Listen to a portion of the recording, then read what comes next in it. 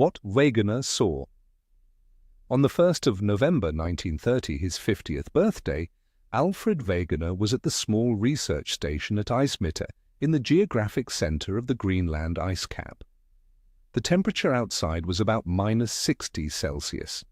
He had spent the previous month hauling sledges of supplies to the station so that 2 of his men could try to overwinter there.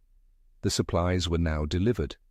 Wegener and his Inuit guide Rasmus Wilhelmsen began the 400-kilometer journey back to the western coast. They never arrived. Wegener's body was found 6 months later in a sleeping bag under a rough cairn that Wilhelmsen had built for him. Wilhelmsen and Wegener's diary were never found. Wegener was a meteorologist. He had a doctorate in astronomy. By the standards of the German universities of his time, he had no business writing about geology. This had not stopped him. On the 6th of January 1912, 18 years before he died, Wegener stood before the German Geological Society in Frankfurt and presented a paper proposing that the continents of the Earth had once been joined and were now drifting apart. The match between the coastlines of Africa and South America had been noticed for centuries. What Wegener added was a body of evidence from across half a dozen unrelated disciplines. The same plant fossils on either side of the Atlantic in rocks of the same age, the same glacial scars running off South Africa, India, Australia, and South America, all pointing to a single ice cap that had once covered them. Coal seams in Antarctica where no tropical forest could grow today. Mountain ranges that, when the continents were rotated together on a globe, lined up across what is now ocean. Wegener called the original supercontinent Pangea, the All-Earth. In 1915, he published the first edition of The Origin of Continents and Oceans, expanding through 3 further editions over the next 15 years. In 1926, the American Association of Petroleum Geologists held a symposium in New York to evaluate his theory. Of the 14 contributors, most were hostile. The chief objection was not that the evidence was bad, it was that Wegener had no mechanism. He could not explain what force could possibly drag a granite continent thousands of miles through solid ocean floor. Without a force, there was no science. There was only a Sunday afternoon's puzzle about coastlines. The geological establishment gave the theory a name. They used the word the way other professions used heresy. Wegener kept publishing. He corresponded with the South African geologist Alexander du Toit, who walked the Karoo Basin and confirmed that its rocks match South America's at every layer. He corresponded with the Harvard geologist Reginald Daly, who privately agreed, but could not always say so publicly.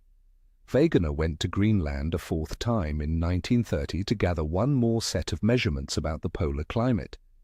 He did not come back.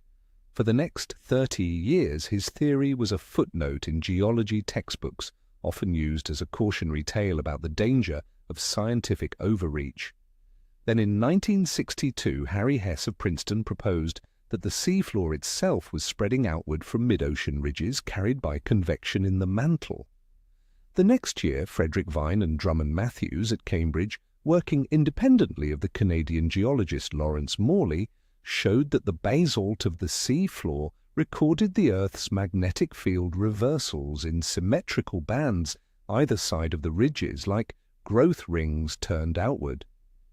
There was the missing mechanism. The ocean floor was new. The continents were riding on it.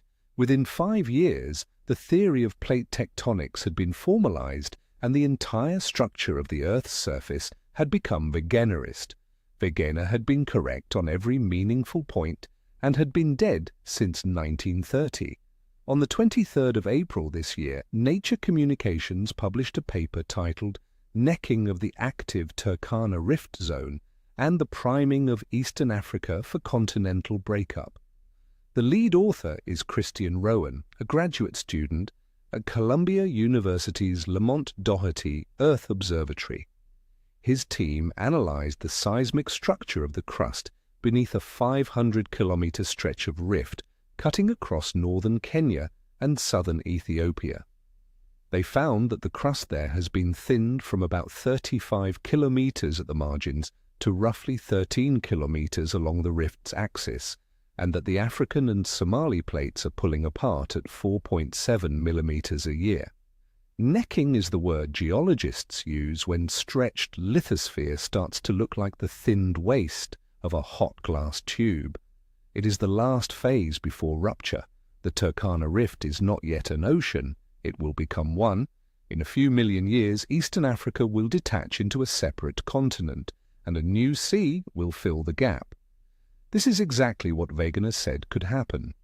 The rift system doing the work stretches from the Afar Depression in Ethiopia south through Kenya and Tanzania to Mozambique. The same slow-motion process that is now thinning the African crust has been opening lake basins along this corridor for about 45 million years. Olduvai Gorge in Tanzania is one of those basins. Hadar in Ethiopia, where Donald Johansson's team found Lucy in November 1974, is another. Kubifora on the eastern shore of Lake Turkana, where the Leakey teams recovered most of the early Homo skulls, sits inside the same rifting system. Every famous early hominid fossil was preserved in lake sediments and volcanic ash sequences laid down by the very breakup that Wegener was laughed at for proposing. The thing that was supposed to be impossible is the geological process that made our own bones legible to us.